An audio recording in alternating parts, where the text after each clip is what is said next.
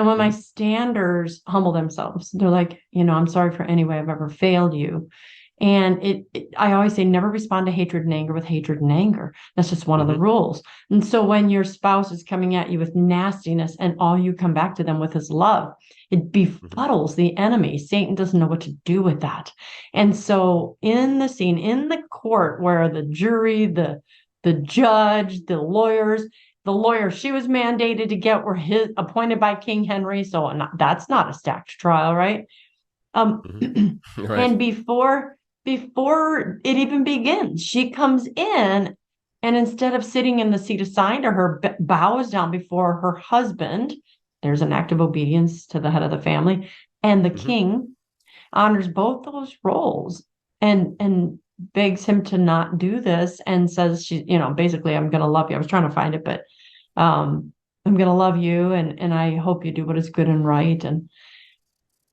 And so one of the things I learned from Jesus is that when the offended humbles himself before the offender, Hmm. there's no greater love. There's no way for the enemy to overcome that. And he didn't. He may have divorced her, but he Hmm. didn't overcome that. And I was like, wow. And that was public. That was a public act of humiliation. Absolutely. Well, obviously, I was moved by that scene too, which is the cover of the book.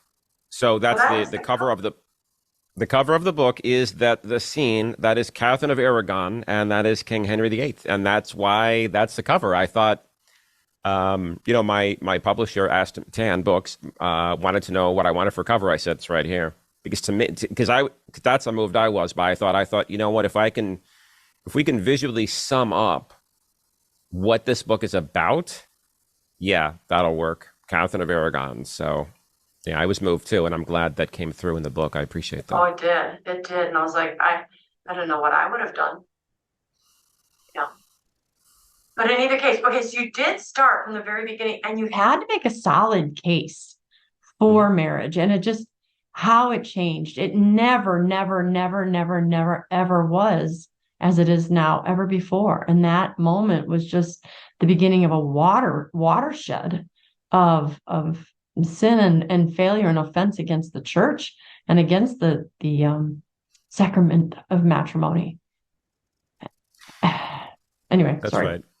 right. So okay, so looking at some of the things that you have, there is an assault on marriage, and you talk about the assault from without, which is society, and the assault from within, which is really the church, Hmm.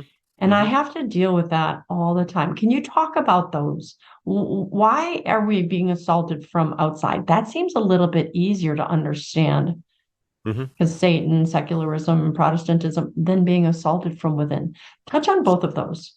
So I'll start with the outside. So I probably could, in the book, I think I mentioned I could have talked about a dozen different things. But so I would start to preface that assault. I would start with this. You go back to the Garden of Eden. What is the serpent's temptation? What's he trying to do there? He's trying to break up a marriage. That's what he's trying to do.